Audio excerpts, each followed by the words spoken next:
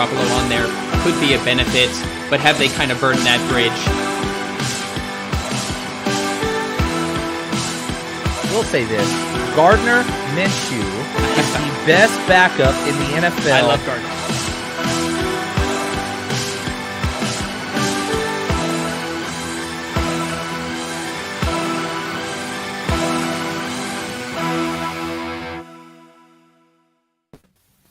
Welcome to 30 Minutes of Football with Legit Football. I am your host, Brian McFadden.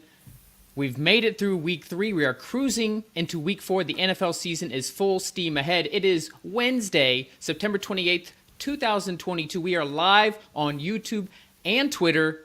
It is Wednesday, which means it's Power Rankings Day. I've got Jimmy Ray from NFL Stats on Twitter at NFL_stats. We're going to be doing this every single Wednesday. Last Wednesday was a lot of fun. Got a lot of opinions expectedly on Twitter. Expecting even more this week. Jimmy, are you ready to do this for the second time? I'm ready. I'm always ready to talk football with you. So, yeah, this is just our excuse to just chat football, except we're putting it out there for the masses to judge us because we make smart life decisions. We were talking a little bit before we started recording that it's going to get a little bit harder, especially in the middle, to really separate these NFL teams. It'll be easy. Right now, there's only 2 undefeated teams. There's some pretty clear teams at the bottom, but there's so many teams that are jumbled right in the middle, and I don't think that's going to get any easier. But that's part of the fun, and hey, there's 2 of us doing this, so it's not like either one of us can take the blame. You guys know how we're going to do it. We're going to do it draft style. We're going to take turns from 32 all the way up to 1. Jimmy got the first pick last time, so I'm going to do the first one. We're going to alternate every week. Are you ready to get this party started going into week 4? Yeah, I'm ready to bounce off what you said. I mean, some of us, I could have a team at 12. You could have a team at 19. That's the beauty of it. There's a kind of a drop off, I feel like. So I'm excited. It would probably be easier to put these teams into tiers, but we're going to do rankings because it's a lot more fun. Our producer Anthony is back, and he has just gone ahead and started the timer. So we've got 32 teams to get to. So 30 minutes of football with Legit Football. Week 4 Power Rankings starts now. So as I did last week, I am going to do this screen share with this funky tier maker thing. We don't really have a better way to do this, but I'm going to get the party started, and I'm going to go ahead and put the Houston Texans at number 32. Still winless. There's not much else to say. They lost to a bad Bears team on the last-second field goal. They did tie your Colts in week 1 and couldn't beat a hapless Broncos offense in week 2. So to me, it was a pretty obvious choice. Any differing opinion here, or are we aligned on 32? We are aligned. I think they're a bottom 5 team at the very least, and yeah. I had some more hope for Davis Mills, but I think you put him in the right spot. Yeah, and just briefly, not that I really dove in, but I briefly looked at some of the other power rankings out there, and I think the Texans were 32 for pretty much everybody. So let's not spend too much time on them. Let's go ahead and go over who do you have at number 31? At 31, I have the Seahawks, who just lost to the Falcons, 27-23. They have a bottom 5 offense mixed with bottom 5 defense, mixed with a bottom 10 defense. They have some playmakers on offense, but they're getting the ball as much as possible. But with Geno Smith as a quarterback, he has some upside, but I think overall, I think he'll stay towards the bottom of the league. And then they're not really getting Kenneth Walker and Rashad Penny involved. They don't have any playmakers on defense.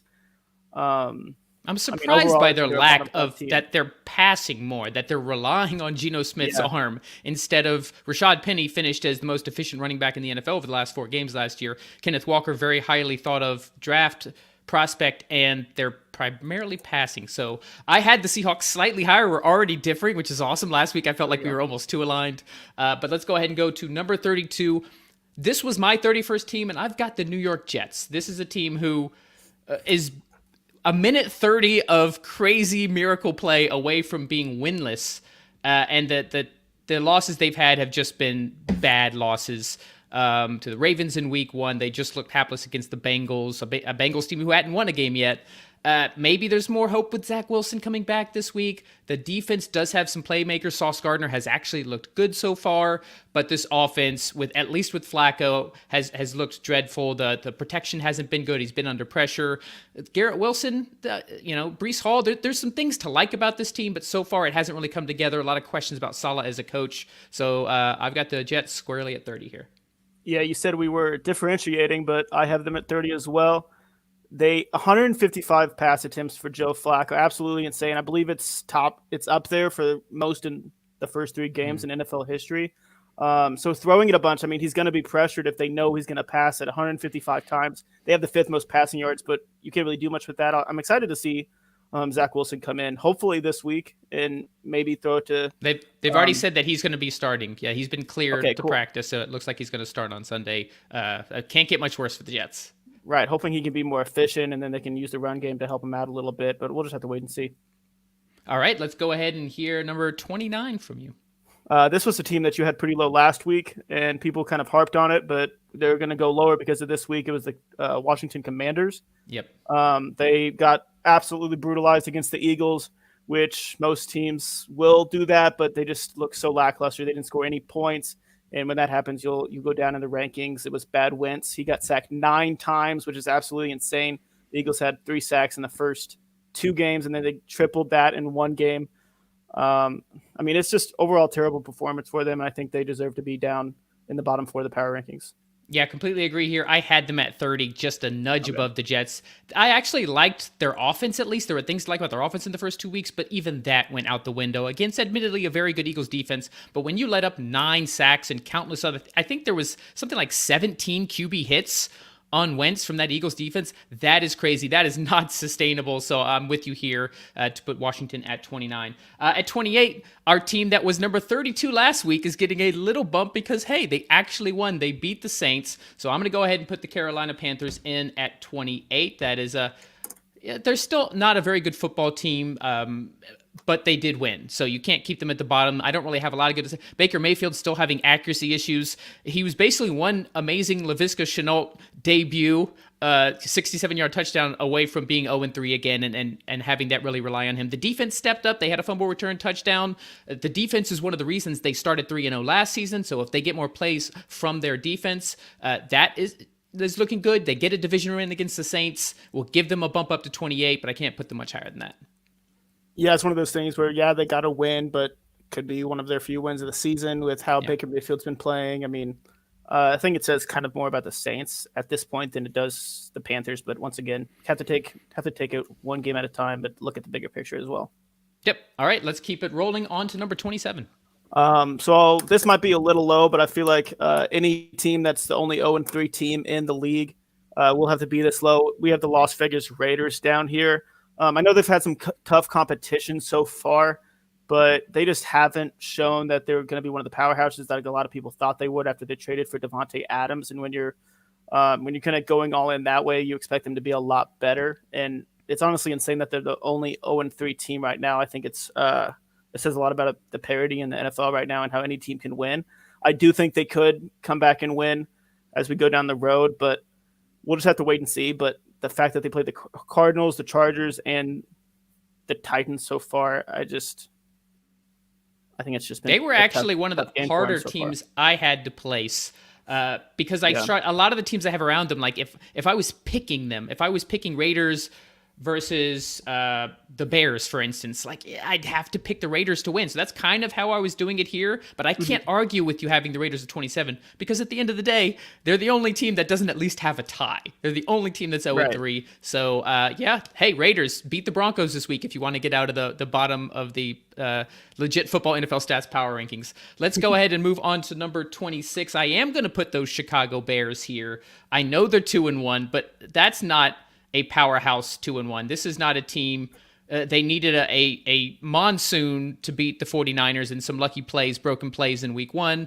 They got absolutely destroyed by the Packers, completely dominated in week 2, and they eked out a last-second win against the Houston Texans team that we had number 32, where the Bears offense, other than the running game, really looks bad. Justin Fields, with the least amount of pass attempts of any quarterback in the NFL, still managed to throw 2 interceptions, even not throwing much last.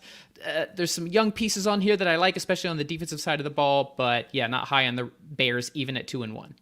Yep, and I have them in the same spot. And the craziest thing is they're playing the Giants this week. One of those teams is going to end up 3-1, and we'll be looking at them that way after this week. So or they could top. Who knows? We'll have to wait and see. We got a lot of crap for putting the Giants where we did last week, but hey, they're not undefeated anymore. Curious to see where they end up. Let's go to you for number 25. No Giants yet. I have a team that's kind of falling a lot. We just kind of talked about them. New Orleans Saints. Yes. I have them right around here. I have them pretty high up because I thought they'd be able to kind of bounce back in a game against the Panthers, but they did not. They absolutely looked awful against the Panthers. They couldn't get their offense going. Jameis Winston. We had a bad Jameis Winston today. They're not really consistent in any area specifically. They have some playmakers, so they could make a run for the rest of the season. But they might just stay around here this season. I don't know. I had them at 25. We are identically aligned here. It's that offense. The defense is talented and has the potential to be a top 10 defense, but as long as Jameis Winston is playing quarterback, they're just not moving the ball. Kamara actually is the one who had that fumble that was returned for a touchdown by the Panthers. They do have playmakers, but some of them are injured. Jarvis Landry left the game. Michael Thomas showed up in the injury report. Jameis Winston himself has back problems, did not practice today. Maybe we see Andy Dalton sooner rather than later, but not a lot to like about the Saints team. It's another team that, short of a furious comeback against the Falcons in week 1, could very well be staring at 0-3 right now. So I'm not going to disagree at 25 at all. Yeah, I showed some love for Chris Olave too. He had a great game. So that's a good bright spot for him. That's right. We're trying to find bright spots for these teams that are on the bottom, and most of them have at least one or two. Not a lot of bright spots for this next team. It's very, very hard to put the Steelers this low, but I'm going to have to do that. I'm going to have to put the Steelers at 24. They are a blocked extra one of these other teams that, short of that blocked extra point against the Bengals in week 1, they would be 0-3. So there's not a lot to like. The offense in particular, I picked them to at least cover against the Bengals. That offense looked dreadful. They managed to hold 14 points against the Browns defense that had let up more points to the Panthers and the Jets. And their defense is actually had one of the lowest pressure rates of Jacoby Brissett's career. So they're not even getting their typical pressure from a pass rush standpoint. Just not a lot to like. George Pickens had the catch of the year. There's your bright point. Let's not spend too much time on Pittsburgh unless you have a differing opinion. Otherwise, let's keep it rolling. Nope, I agree. So for the next pick, I have the Atlanta Falcons. I mean, it's weird because I feel like their offense has been really good statistically so far. Drake London's kind of been showing out. They're kind of moving up my board a little bit. Kyle Pitts had a good game. He had 89 yards or so after 34 yards the first 2 weeks.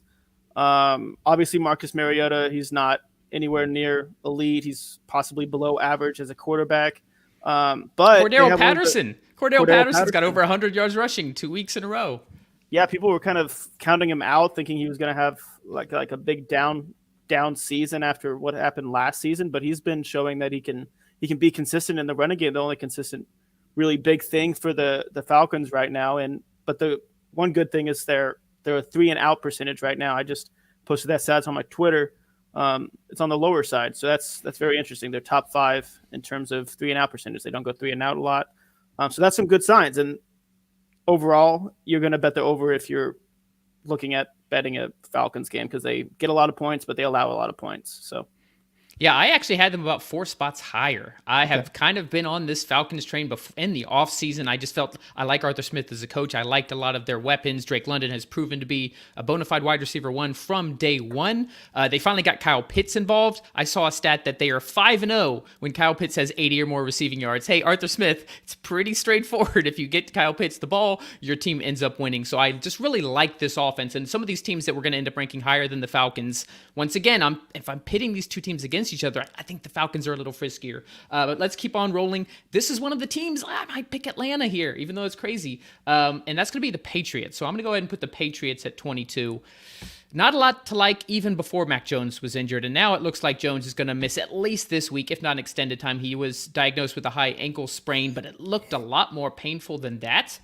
This is an offense that has really struggled without Josh McDaniels. They instituted a new offensive blocking scheme that hasn't really worked out. The running game has showed some promise. We saw a little bit in the pass game. Devontae Parker finally was utilized properly in that offense, but they still ended up losing to double digits to the Ravens. And like I said, we're looking at Bryant Hoyer going into next week. Not a lot of positives for this Patriots offense or team in general.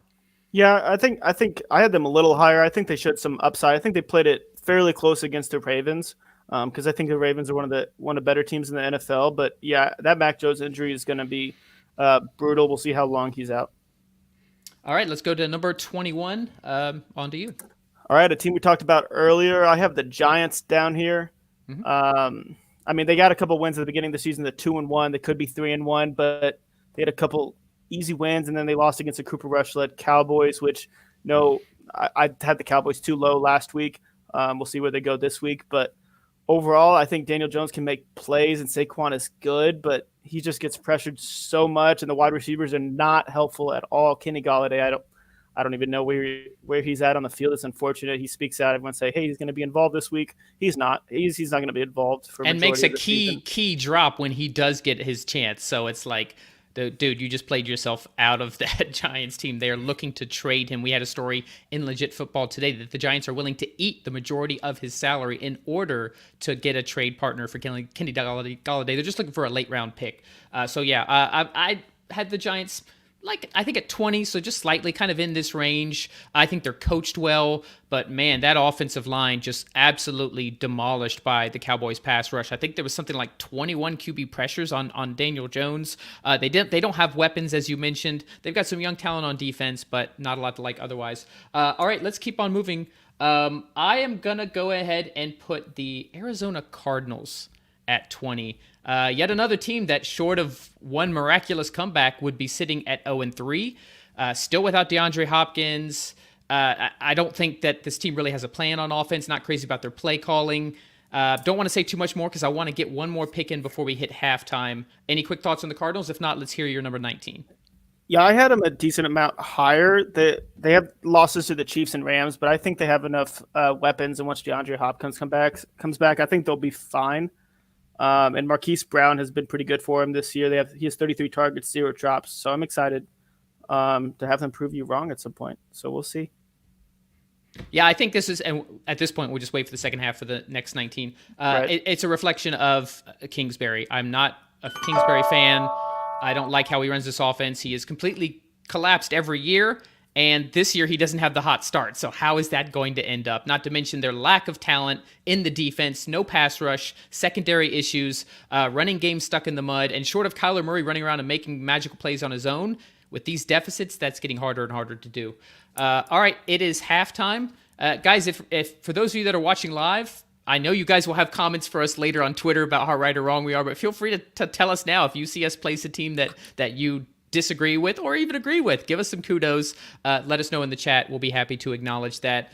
As always, guys, if you're not subscribed, go to legitfootball.com. We're going to give you the daily morning briefing of the top 6 stories from around the NFL. We also have a summary of injuries, the latest injury news. If you have your fantasy team and you want to kind of have one place to check all the latest injury news, legitfootball.com, always 100% free. We'll deliver it direct to your email 5 days a week, every morning, and it only takes 5 minutes to read. And Jimmy, why don't you give everybody a plug for NFL Stats?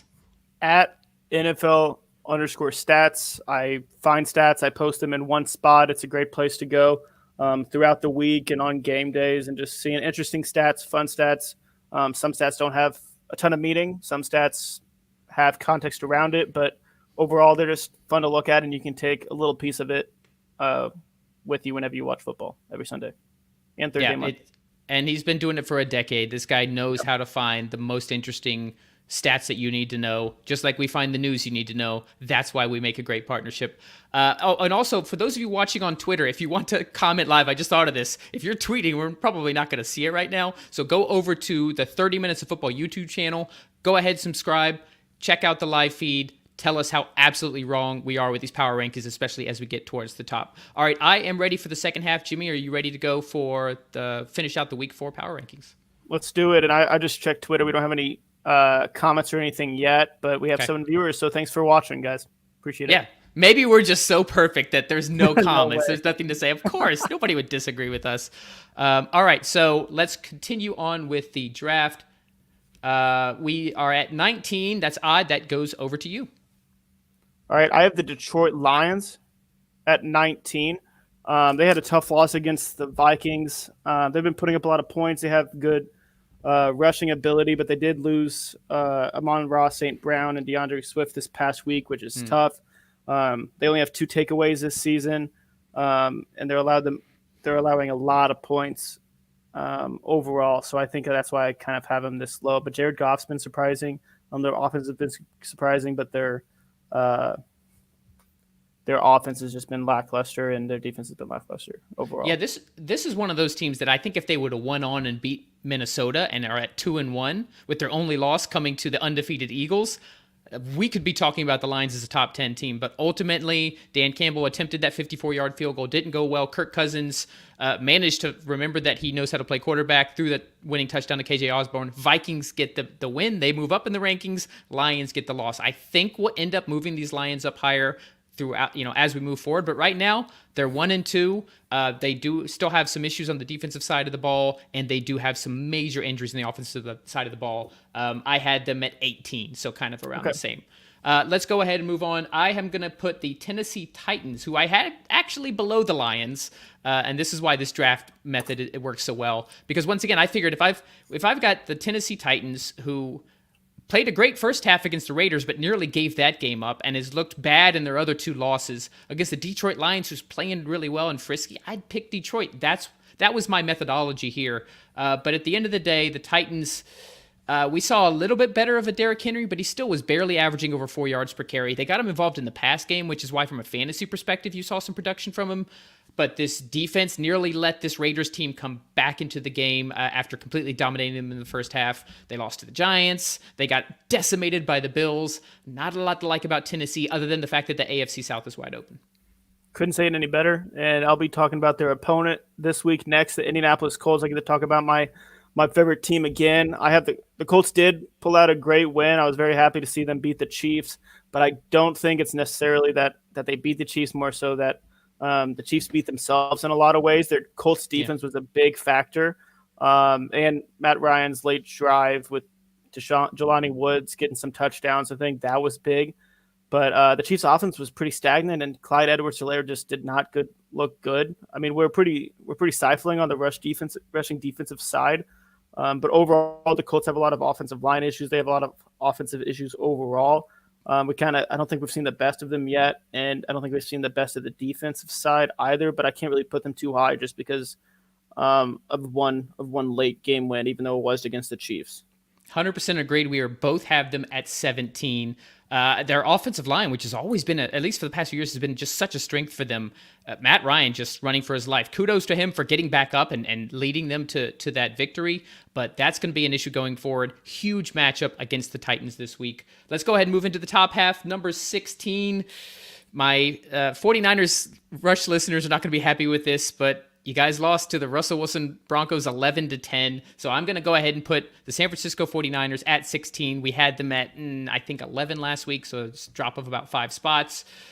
This really comes down to, the defense played fantastic, but Jimmy G just missing receivers. He literally cost them the game. The difference was stepping out of the back of the end zone in that safety and ended up losing. It would have been a pick six even if he didn't do that.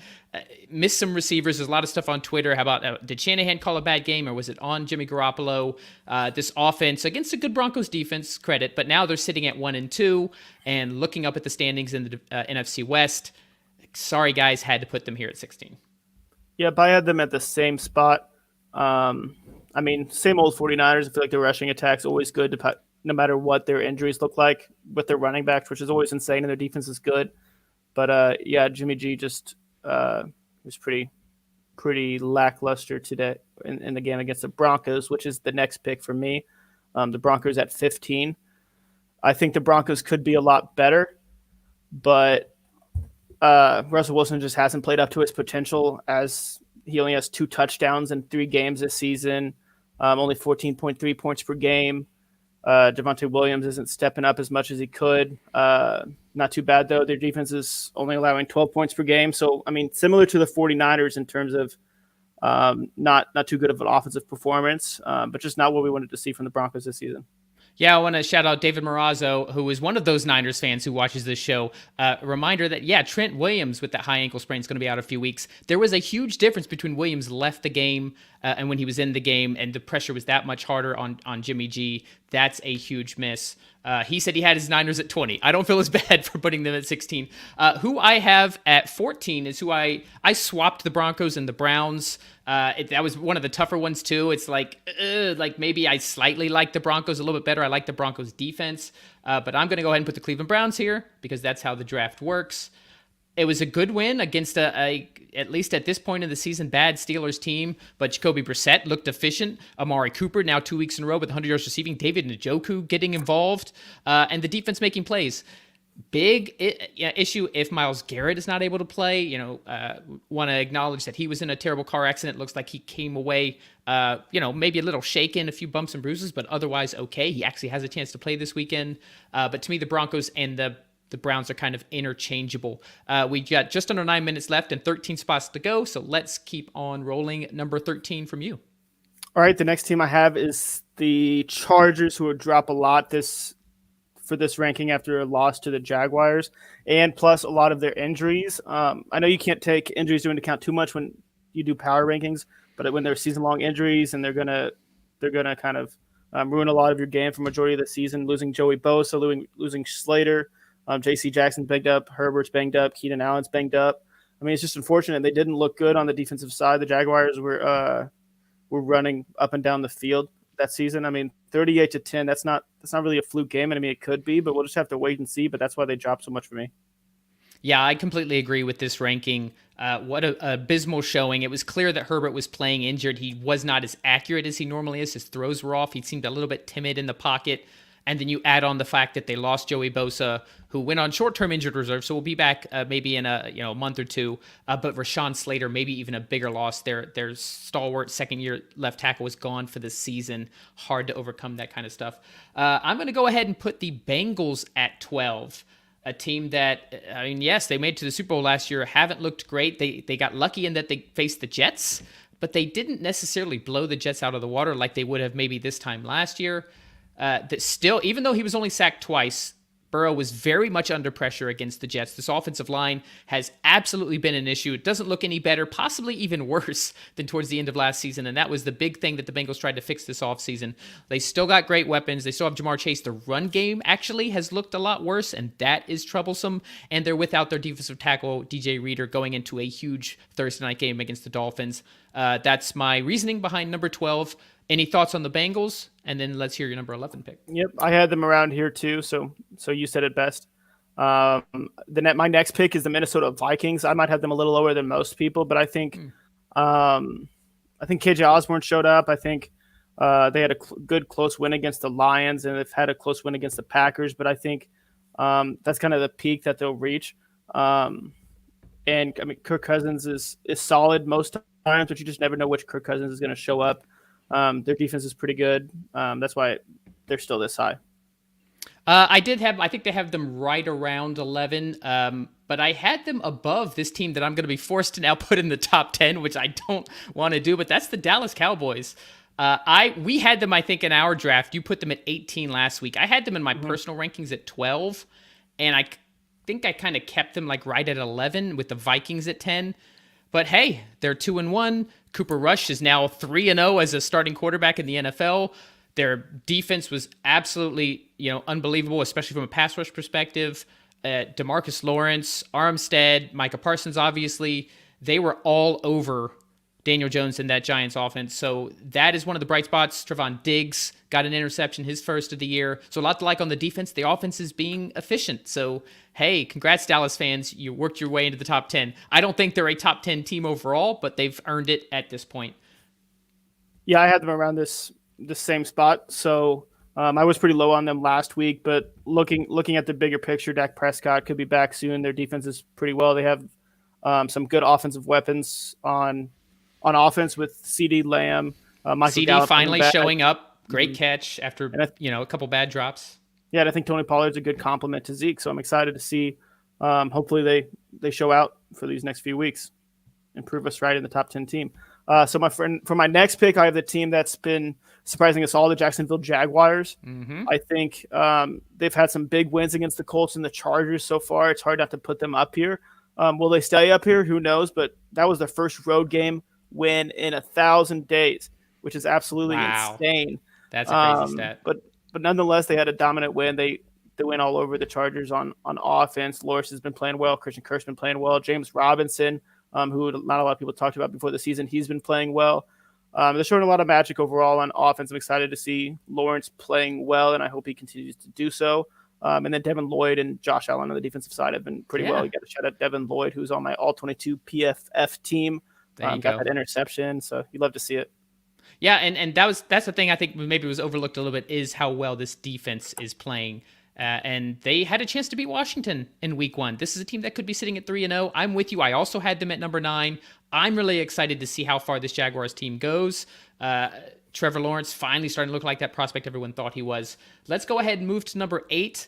I'm going to go ahead and put the Tampa Bay Buccaneers, Tom Brady, an offense that actually you put out the stat about the 3 and out, and they were second or third in most 3 outs. Like, that was shocking to me. Not surprising if you just look at the injuries that they've had and the fact that they don't have a lot of weapons. Their offensive line isn't as good as it was with some of the losses they've had, both to trade, free agency, and retirement.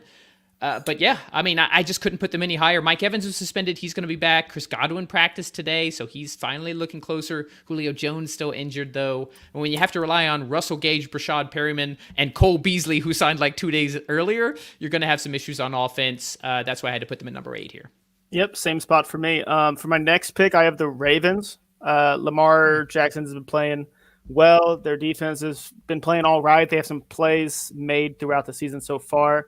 Rookie Kyle Hamilton made a great play or they could have lost the game against the Patriots this week. So that's why I have them at 7 so far. So yeah, I had them higher. I actually had them at 4. This is another one of those scenarios where I try to look at all the little aspects, and short of an incredible rally by the Dolphins, the Ravens would be 3-0. An improbable comeback. They're that close to being undefeated. Lamar Jackson playing even better than he did in his MVP season. There's a lot to like. Yes, the defense isn't quite as stout as it has been in the past, but it hasn't mattered. They've found ways to win, and they were really close to winning that Dolphins game as well. I just like all firing on all cylinders. Huge test against the Bills this week. That'll really shake up the top of these power rankings next week. Number 6, I'm going to put the Chiefs. They're still the Chiefs. It was, like you said, the loss to the Colts was really more a reflection of Kansas City's poor play.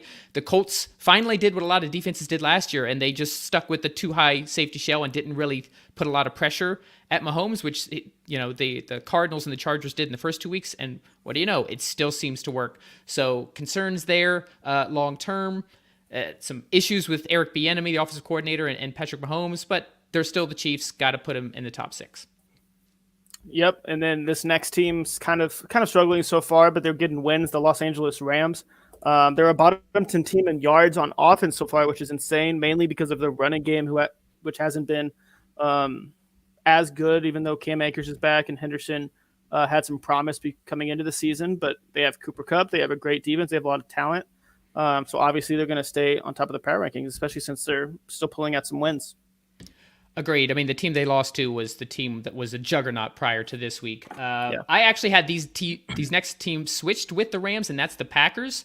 But I can see that going either way. I just think the offense still a little bit stuck in the mud. Romeo Doubs showed promise, so if they can get that connection going, it'll look good. But I can see them as interchangeable, so I got the Packers at 4. We got 3 spots left, so let's rush through these last 40 seconds. Not much to say about this team, but the Buffalo Bills, put them at 3. They could be number 1, but they had a tough loss towards the end of the game. They ran out of time. But I mean, they have a great offense. They have a great defense. They could, I mean, this 1 through 3 could be interchangeable in any way. It's just kind of a week by week thing in terms of that. And that's just kind of how power rankings work sometimes. But I mean, not much to say about Josh Allen. Not much to say. Bills will be times. Fine. They had almost 300 more yards than the team that I'm going to go ahead and put at number 2. I would love to put my Dolphins at number 1, but I do not think they are the absolute best team in the NFL right now. I know that gong is about to sound. We're going to go into overtime. We have to. Quick notes about the Dolphins. Obviously, if they continue to win, they're going to stay near the top of these power rankings. But if I'm comparing them to the team that is going to be the default number 1, I still have to edge them slightly into 2. This is a team that didn't put up a lot of points in week 1 against the Patriots. Like I said, wasn't exactly moving the ball all that well against Baltimore until an amazing fourth quarter. But hey, Good teams find ways to win games, and the fact that they were able to beat. Oh, it looks like we got a 5-minute overtime timer. I love it, Anthony. That's what a good producer does, thinking on the fly. So we can give a little bit more explanation here. But yeah, as much as I would have loved to put the Dolphins 1, and I hope that I can at some point. Big test on Thursday night coming up against Cincinnati, but I had to stick them at number 2. Your thoughts there? Yep, I had them at 2 as well. I mean, they're playing very well so far. It was unfortunate that Tua got injured. You have some injuries to look forward to tomorrow, so we'll see how it plays out. You said the other day that they might end up losing this game against the Bengals, so that could shake up a lot of things, especially in a short week.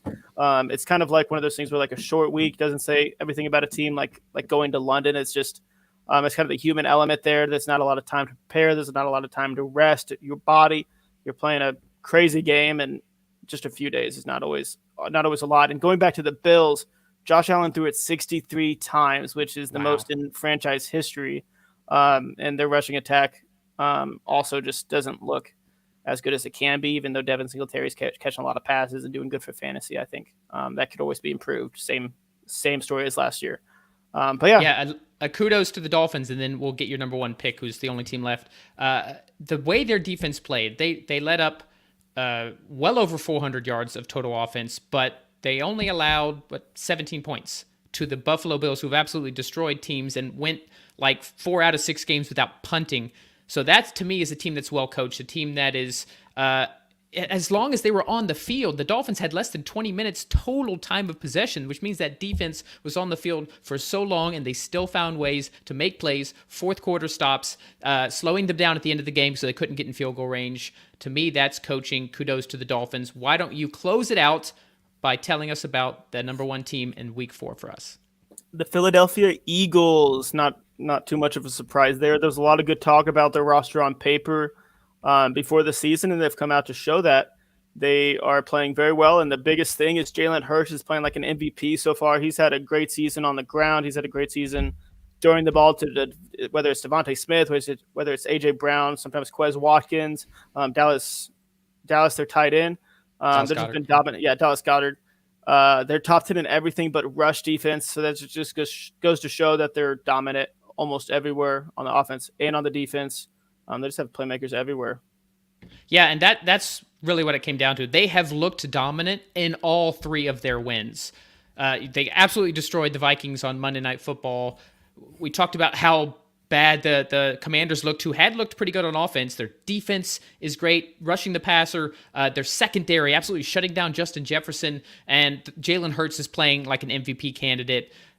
A.J. Brown showed up in week 1. Devontae Smith showed up in week 3. They've got multiple weapons. The running game isn't doing a whole lot, but it doesn't really need to. They've got a top 5 offensive line. There are very few, if any, weaknesses here. As much as I would love to put my Dolphins 1, I don't think I could put them ahead of the Eagles. I'm glad we're aligned there.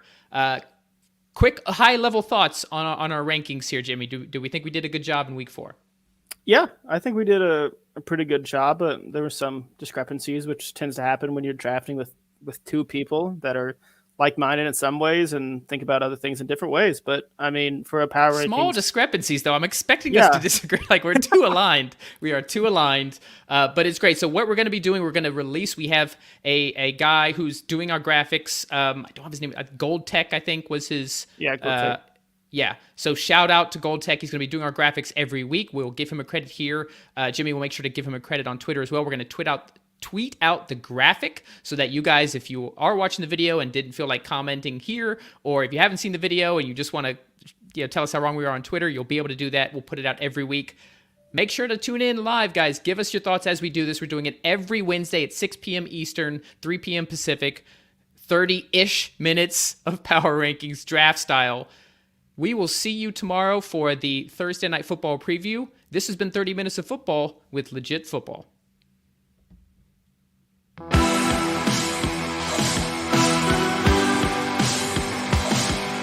That's spicy.